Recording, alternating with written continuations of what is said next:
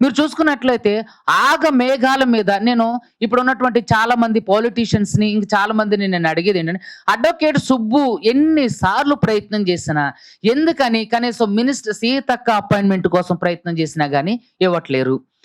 CM గారి appointment కోసమైతే ఇక నేను య య మాట్లాడని వ్యక్తి లేరు, చేయని ప్రయత్నం లేదు. ఎందుకని అడ్వొకేట్ సుబ్బు పేరు చెప్తే అడ్వొకేట్ సుబ్బుకు అపాయింట్‌మెంట్ దొరకట్లేదు.